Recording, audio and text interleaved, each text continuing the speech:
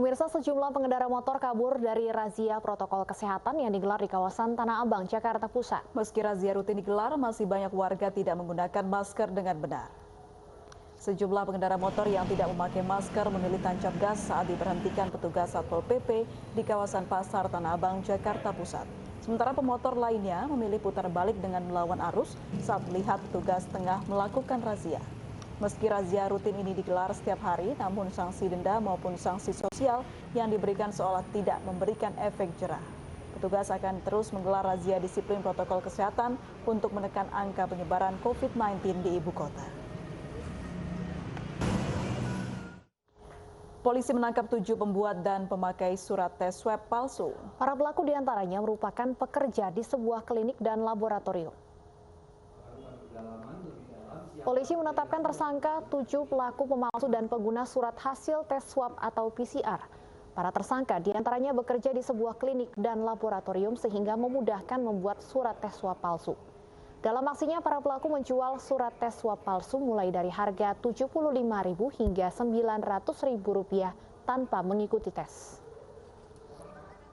Yang pelakunya juga orang dalam, ya, orang dalam, kemudian beberapa tersangka lain yang sesuai dengan perannya masing-masing, ada yang mulai dari mencari sampai dengan mereka membuat, mencetak semuanya.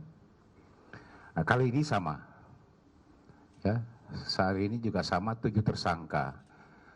Satu yang perlu kami himbau di sini, mereka ini tanpa menyadari dengan mencari keuntungan, tetapi akibatnya yang sangat besar, ya. Akibatnya yang sangat besar.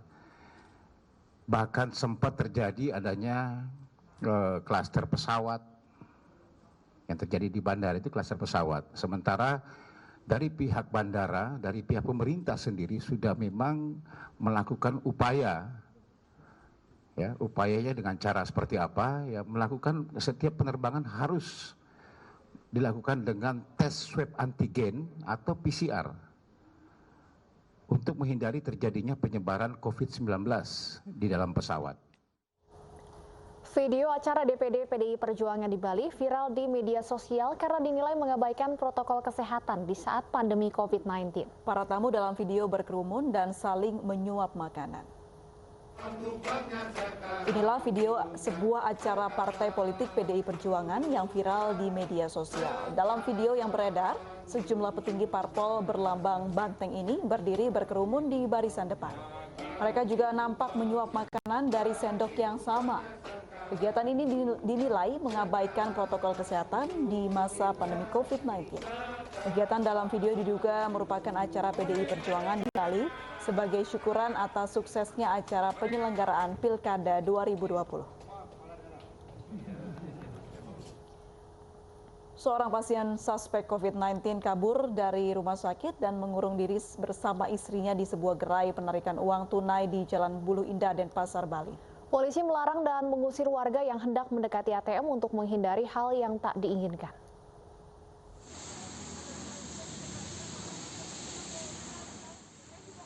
Pegawai dan pengunjung sebuah supermarket di Jalan Bulu Indah, Denpasar dihebohkan dengan sepasang suami istri yang mengurung diri di sebuah gerai ATM pada Senin siang. Pasangan suami istri yang belum diketahui identitasnya diketahui telah mengurung diri di gerai ATM setelah kabur dari Rumah Sakit Surya Husada pada Minggu malam. Diduga keduanya kabur dari unit gawat darurat rumah sakit setelah dirinya dinyatakan suspek COVID-19.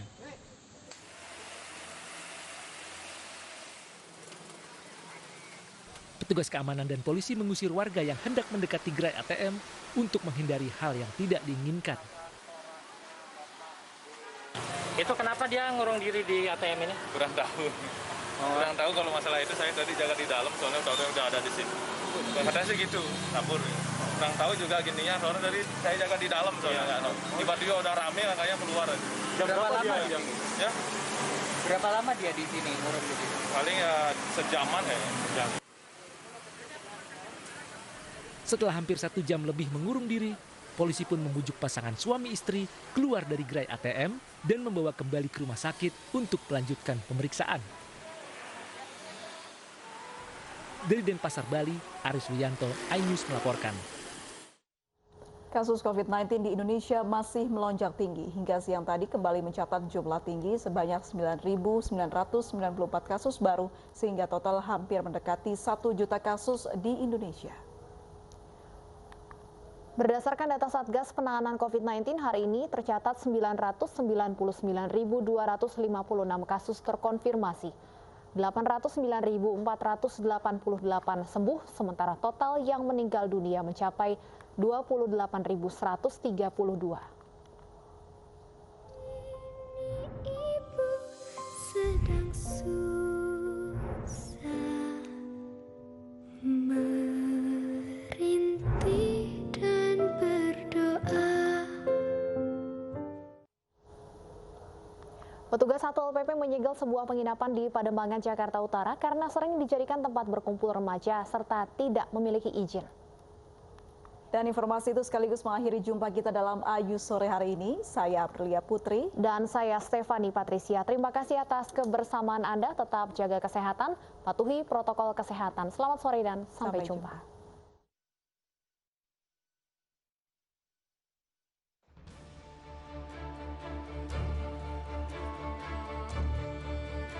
Petugas Satpol PP menutup usaha Hotel OVO Oyo di wilayah Pademangan, Jakarta Utara. Penginapan bertarif murah ini dinilai meresahkan karena disinyalir menjadi tempat berkumpul remaja. Setelah memeriksa dokumen perizinan, penginapan ini juga tidak memiliki izin sesuai ketentuan. Ironisnya, Hotel OVO Oyo Pademangan sudah pernah mendapat teguran tertulis hingga penyegelan sementara. Namun pengelola hotel tidak mengindahkan teguran dan akhirnya pihak Satpol PP terpaksa menutup secara permanen. Seringkali menimbulkan kerumunan, kemudian banyak kegiatan-kegiatan yang menimbulkan kecurigaan dari masyarakat adanya praktek-praktek asusila, ya, para remaja datang ke tempat ini, ya, menginap hanya beberapa saat saja dan akhirnya kemudian berkali-kali juga dipanggil, kemudian diperiksa perizinannya, ternyata kemudian izin-izinnya juga belum ada. Tujuan kegiatan penutupan hotel ini untuk mencegah penularan COVID-19 serta meminimalisir tempat usaha yang melanggar perda. Dari Jakarta, Vendra Kurniawan, iNews melaporkan.